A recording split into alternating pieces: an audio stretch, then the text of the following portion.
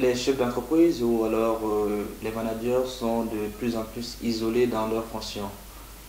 Comment peuvent-ils gérer, premièrement, le stress et maintenir une posture humaine par rapport aux décisions qu'ils vont prendre?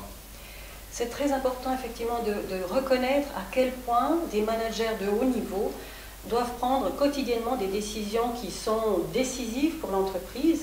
Et effectivement, ces personnes-là, on peut les accompagner d'une part à dédramatiser, à enlever de la pression sur l'environnement du quotidien, avec quatre éléments extrêmement importants, que sont d'une part l'art de l'écoute, c'est-à-dire déjà de écouter le corps.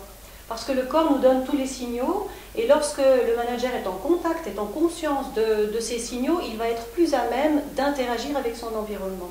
Ça, c'est important, donc l'art de l'écoute. Mais c'est aussi écouter l'autre, c'est être en contact avec la personne sans déjà avoir des réflexions et des réponses préétablies, mais vraiment recevoir l'information de façon extrêmement pure.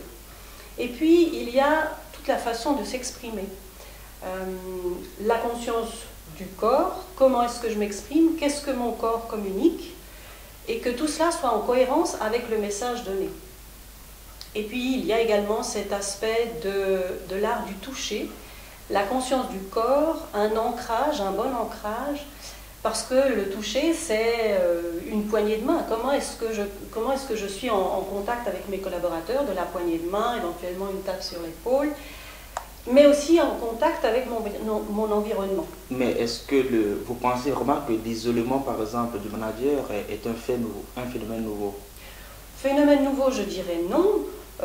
La seule chose, c'est que les pressions et le rythme va tellement vite que ces personnes-là, eh bien, elles ont quotidiennement des décisions à prendre. Vous savez qu'on a à peu près entre 4 et 6 000 décisions, de choix par jour à faire.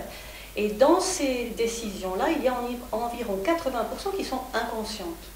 Donc mon rôle, c'est d'accompagner les personnes à faire que ces 80% deviennent de moins en moins importants, donc que les choses soient beaucoup plus conscientes.